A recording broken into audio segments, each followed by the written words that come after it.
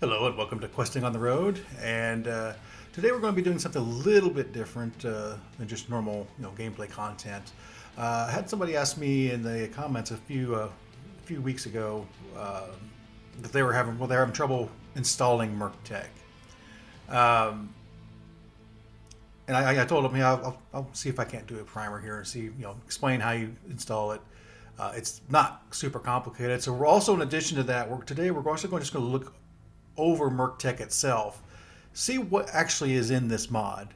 Because to be perfectly honest, I don't even know what's all in this mod. It is a complete overhaul, and as such, documentation is kind of spotty. You go onto the Discord and it's like, you can kind of see here, kind of see here. So let's just go in and just look at all the numbers, or at least as far as I can. As far as like administrative purposes, I'm not driving today. I'm on home time, so I'm not anywhere specifically, special. So we're not going to do the driving part of it today. But let's go ahead and I guess the first thing we should do is look into how you install it. It's very simple if you are on Steam. It is somewhat complicated if you're not. If you're on Steam, of course, you go to the workshop, and you're going to look for 3 mods. And I can show you in here what they are. You're looking for Merctech 3. Now, this is probably where you might have gotten fouled up. If you looked for Merctech, the first thing that pops up is going to be Merctech version 2. It's like, okay, well, there's Merctech. And it's also, I think, in Steam Store rated higher. So, that must be the one. So you click on that one. That is for an older version. You would actually have to, you can use that one. But it is a backdated version. You'd have to roll back your install, and you wouldn't be able to use all the DLC if you haven't or don't care about that. That's fine. But if you want like the most up-to-date stuff, some of the really cool stuff he's doing right now, you're going to want to look for version 3. Now, in addition to that, you're also going to want to pick up Merctech compatibility version 3, and also the Mechwarrior 5 compatibility pack. Now, when you do the version 3, it'll say in the sidebar, hey, these are the things you need to install. And you just click on it right there and install it straight away. This is, at its base, the only things you need in order to play Merctech version 3. So let me go ahead and apply it. And I'm going to look at some of these other mods here. At the end of our look through here, we're going to actually activate some of these other mods as well. And I'll explain what they are, why I have them. But we'll get to that here in a minute. So let's go ahead and apply. And you have to, in order to apply it, you'll see this little icon here. You have to quit and actually restart the game. So I'll do that here now. All right, and we're back, and everything should be working. You see that the little icon is gone. If we go back into our mods, and we see that they are activated, and there are no errors. So that is easy. Now, if you don't have Merctech, or I'm sorry, Steam, the only way. You would probably have to either go to Nexus or ModDB. I've looked into this. The Nexus version of it, I think, works, but I don't understand how the compatibility stuff works with that. All right, I felt I probably should step in real quick and add some clarity to what we were doing. Bling. One of the things I was confused about, as you'll see here, is when you drop down under Nexus, it talks about required mods, and I misread this. I thought the two mods down here that require Merctech to work were the ones that are required for it to work. But then you see up here where it doesn't have any. It says there is no requirements. However, there are requirements. If you go a little bit further down, you do see the compatibility mod. It doesn't have the Mechwarrior 5 compatibility mod that you acquire on Steam, so I assume you don't need that one because it could be a Steam specific thing. But as far as I can tell, all you need is this additional Mechwarrior 5 compatibility mod. And you also see here you have the cockpit glass, which I will talk about a little bit later, actually a lot later, and probably several videos down the line. But I did want to because I was very confused by this at first. Also, you'll see at the very, very bottom, we have features for Merctech. That isn't on the Steam page. And when I went to the Discord, I was told, well, no, there is no like consolidated version that tells you what's on this mod. So apparently there is. So as we go through here and I start talking about things, I will pull that up and I'll pop back in and add a little bit of clarity where I don't fully explain it or explain it incorrectly at the time I'm talking about it in this and future videos. So let's get back into Past Me. But if you go to Nexus, you look for Mechwarrior 5, and there you'll have make sure you're looking for version 3 specifically. And right now, the latest release version is 0.82a. I think in my videos here, I've been incorrectly saying it's 0.83. It is 0.82a is what the current Steam released publicly version is. And it's also worth mentioning that when I say the publicly released version, this is still an unstable mod. He hasn't really released a stable version of this mod yet. He's working on it, obviously. So when you are playing this mod, just bear in mind, hey, there are going to be bugs. There might be crashes. We may experience those as we go. Because I'm going to continue playing this. But you'll bear that in mind. And in relation to that, when I say he's released that, that's kind of like in a good position for him to release to the public. There are unstable builds. Those we can find on Discord, and those are things I'm actually going to delve into very soon now. Now, I believe that I can update the version, I can use these unstable versions and actually continue our campaign. However, there is one mod I'll talk about in the end where I'm not going to be able to continue that campaign, but we'll talk about that here in a minute. At the end, anyway. But let's go ahead and the first thing, probably the easiest thing we could do is actually just go into options here and just see what options are. What buttons do we have here that would give us an indication of what all is in Merctech. Now, at its core, what Merctech is trying to do is convert all of the tabletop rules, like the stuff we use in Mega Mech, those rules into a more you can't do it one for one. We're obviously playing a first-person shooter here, but he's trying to make it as close as possible to those rules. So, and he's using like a lot. There's a lot of really advanced rules. It's stuff I geek about and love about any role-playing game of this type. I love really getting into the things you probably never use in real life. Like wow, these charts and these tables of how you build out a mech or how you build out a campaign. Stuff like that. But in a computer game, that stuff, in real life you can't. It's too ponderous and too kind of heavy to do in real life. But in a game like this, you can do that rather easily because the computer just does. The computer just automatically figures all that out real quick, and boom, here you go. But again, there's going to be differences. So let's look here at the options. Obviously, this. Why would I want to disable crossword play? I don't care. It doesn't really matter. We're not going to be doing co-op. At least not in the near future. Anyway, we go down to a Merctech version 3. So, the first few things we can look at and see what's different here. Now, you may have noted here that only fire weapons that aim at reticle. You may have noticed there were times in the couple of the episodes I've done already where I'm playing a Panther. Panther has a center torso SRM launcher, and it has a arm-mounted PPC. Well, when your aim reticle will follow your arm, but there were times, it's and partly it's a skill issue. I would agree, but I'm kind of twisting, and my arm is like following somebody, and then I'm trying to fire the missiles. Well, the missiles fly off in another direction. This would help alleviate that. I'm not going to turn it on right now, but this would be one option. But that brings out one of the differences. He does have different aim. There is an aim reticle for the chest as well. So there are different aim reticles for the different sections of your mech. That's one of the changes that is in Merctech.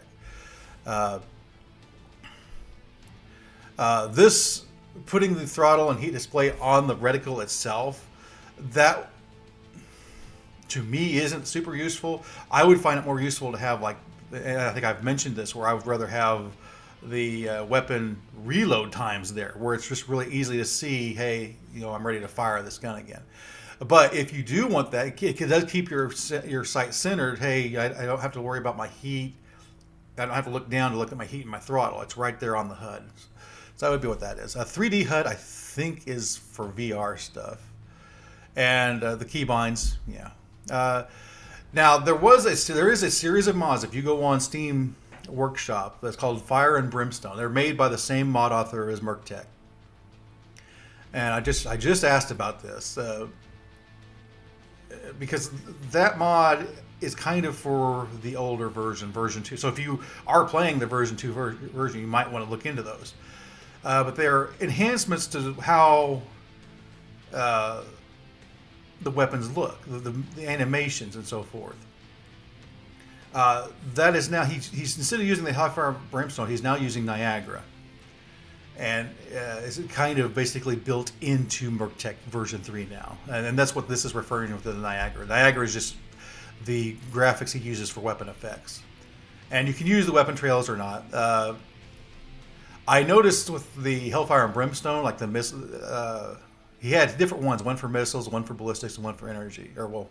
Energy one was mostly just PPC. But I liked the ballistic and PPC one. I didn't really like the missile one because the missiles flying out created so much smoke you couldn't see. But I haven't noticed that as an issue. Of course, I also haven't really been using a whole lot of missiles yet. But this might be what this is referring to.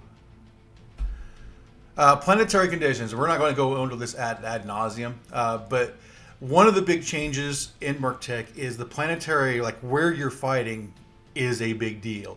When you go onto the star map, you'll see the breakdown of the planet. So if it has heavy gravity, the atmosphere itself matters, and this is how. Now I'm not going to touch any of these sliders because I don't know. I'm going to trust Magnum that he knows what he's doing when he does this, because it's probably adjusted for how it is, at least a little, relatively in tabletop. But to give an example here, gravity, because there are a lot of gravity ones.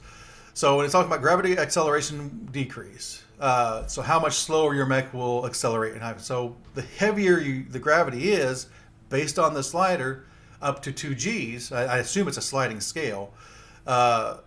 In this case, it looks like we're going at 2 Gs, we're going 10% speed. I don't know how that slider works.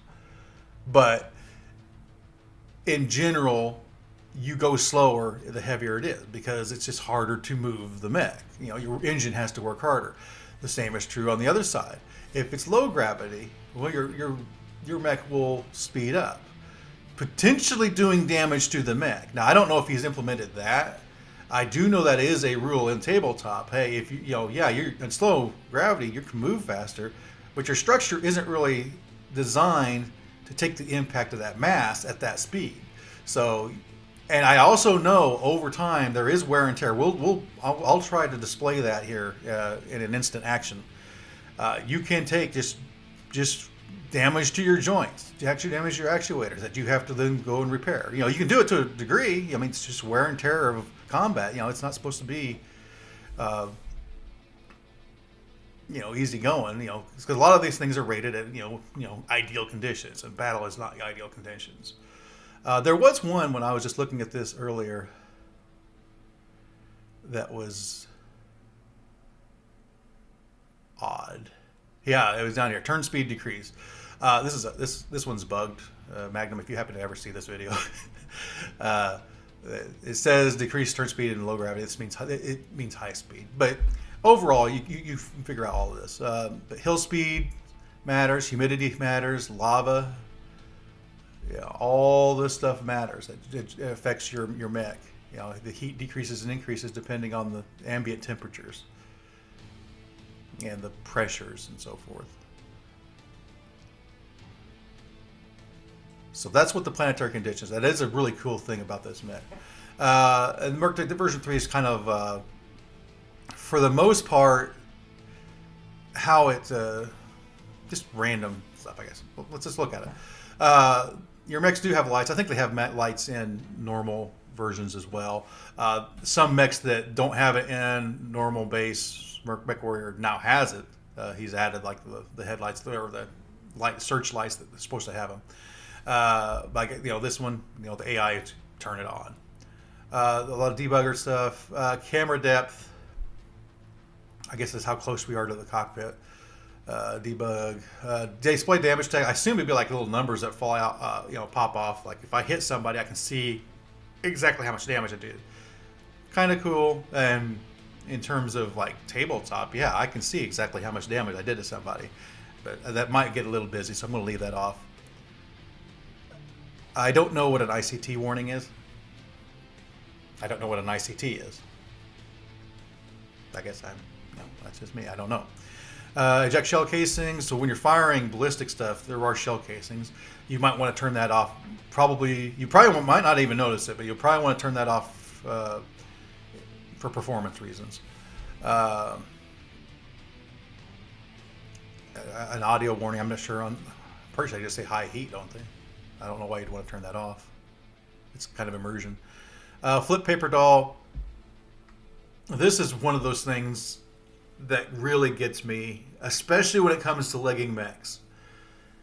Left and right. I know my difference between left and right. What I constantly get confused of which is left and right when I'm looking at the paper doll, because sometimes it is displaying it as though the mech was facing me, and sometimes it's displaying it as though the mech is facing away from me. And then I'm also trying to, in the middle of combat, trying to figure out which leg is the one that's hurt, because you destroy one leg, the leg is still there, and they're still walking around. So, flipping the paper doll, if you're better at that than me, this might be better or worse for you, because I like it better this way. Me, it doesn't matter. I still goof it up a lot of times. Heat audio warning start at 120%. So that audio warning might be something more about, hey, you're about to blow up. I also think is heat. Heat can cause ammo explosions, which is also true to tabletop. I don't think it's quite as risky as tabletop, because in tabletop, really you don't have to generate a whole lot of heat before you're not even in shutdown territory before you can technically roll and blow up. I hold the charge. In Mechwarrior Online, the Gauze has this. Apparently, the PPC has this too. It's not any PPC version I've used. I've been playing the Panther. I've not had to deal with this. But in Mechwarrior Online, in order to fire the Gauze, it isn't like push. You aim, push once, and boom, it goes. You actually have to charge it up and then release it to fire. It's a little bit more of a skill-based thing, because you charge it up, but if you overcharge it, it kind of like resets itself. You have to recharge it again. It doesn't take super long, but that appears to be what this is. But then I guess default is instead of holding to charge, you just click it once to charge.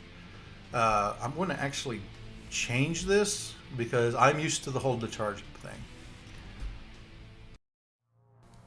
All right, I need to step in here because this is a feature that is on the feature list, but past me did not know about. So I just read it off here. PPC safety and overcharge. PPCs that have a minimum range, inner sphere PPCs, will have a safety to prevent them from firing if they don't target under their minimum range. I think I mentioned that, or will mention it. I don't remember where I'm on the audio, but you can disable the safety. I don't know how to do that. I assume it's a keybind, but doing so will cause the PPC to be damaged from feedback. The closer the object was to hit, the greater the chance for the feedback. PPCs can also be overcharged now. You can hold the trigger down and release when ready. The weapon will automatically fire after 5 seconds of being charged. The longer the trigger is held down, the greater the damage and heat generated, but at the risk of damaging the PPC. So it's kind of like a buster shot, I suppose, with a PPC. Didn't know I could do that. Apparently that's just vanilla for Merctech. So that's pretty cool. So let's go ahead and head back into the video. And I should mention, this feature list is not all inclusive. There's plenty of things that we're going to be talking about that aren't even on this feature list. So let's head back in. But I don't know what PPC. There's probably a variant of a PPC that does this. Or maybe I've just been using my PPC wrong. I don't know. All right. Mech lights cast shadows. I should be fine with that. But this is a performance issue. I know right now he's actually actively trying to hunt down an FPS issue. So maybe I should leave this off. Matter of fact, let's go ahead and leave that off until I know that's sorted. Alarm siren. I assume it's like an air raid siren. Rescale. This looks interesting. I'm not going to mess with this right now. But I guess you could rescale all the mechs to tabletop versions, comically large versions, extra large versions. That might be fun to play with for a video somewhere just to see. Shell casings, they only last for about 10 seconds, looks like, by default, which is wise. It's cool to have the shells flying off, but you want them to despawn after a while. Alternate missile sounds. I don't know. Let's turn it on and see what they are. Merctech weapon loadouts. I assume, I'm fairly sure the Merctech weapon loadouts are more restrictive than PGI's weapon loadouts.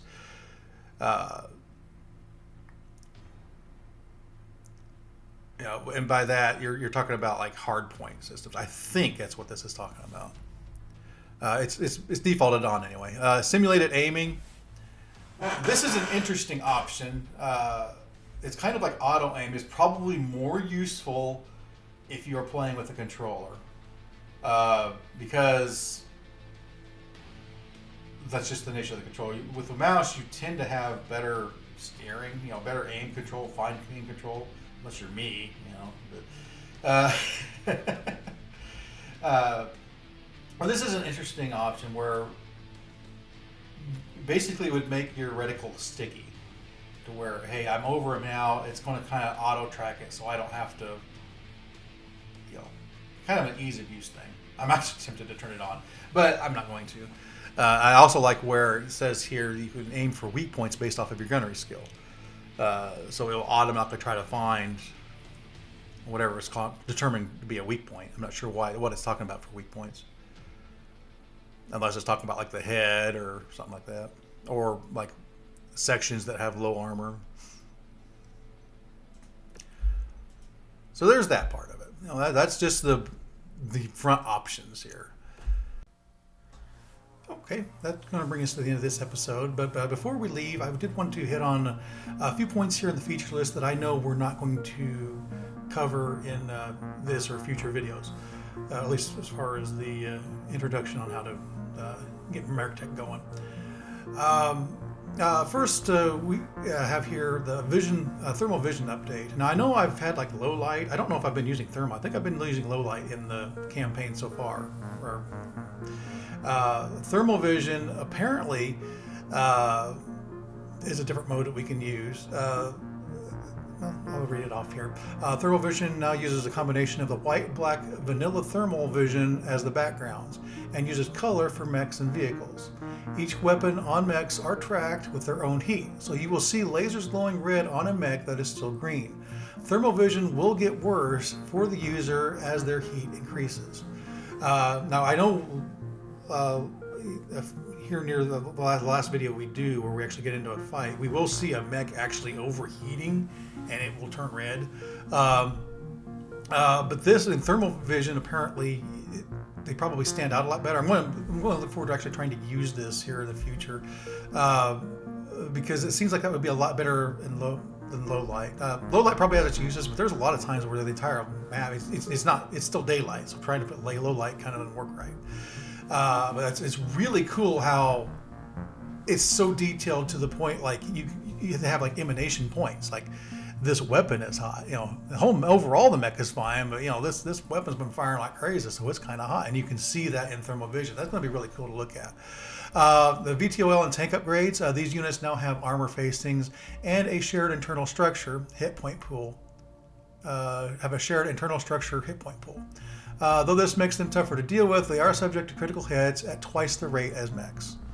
I think I talked a little bit about tanks, but I didn't know that the armor facing was a new thing, and I don't quite know what it's about shared internal structure hit point pool. Unless it's probably doesn't matter which facing, which is true. Like the body itself is the internal structure. So that's the way it is in tabletop. Here's something else I didn't know. ECM. Now, we don't really see a whole lot of ECM until a little bit later. But ECM can now act as a passive anti-missile system. When a missile is targeting a vehicle with ECM, the missile will see the target as a much larger and can veer off its course. So that's pretty cool. Rocket launchers, I very rarely ever use rocket launchers, although maybe they're a little bit different here in Merctech. But the weapon can now be fired in single, ripple, or salvo mode. Laser model update. Lasers installed on mechs will have their lens color match the beam. So a small laser will be red, medium green, large blue. And what that's talking about is actually visually on the mech. The laser or the lens on the mech model. It's not talking about the beam itself, just the lens. That's pretty cool too. It's a little thing, but it's a cool attention to detail. We did talk about shell casings, and then infantry now fire real SRMs and infernal SRMs. I think infantry is one of those things. It was like an optional mod that PGI. It's like one of the first mods they even released. I've never used them because I don't like them. They don't really work. They don't seem right to me. So. But if you do use them, they use real SRMs and Infernos, which probably makes them even more of a pain in the butt to deal with. But we'll go and wrap up now here. Next time we're going to look at campaign setup or career setup, the options that are there, what we can learn about Merctech from those options, and also more of the feature list here. So until we roll on into the next quest, be safe. Bye-bye.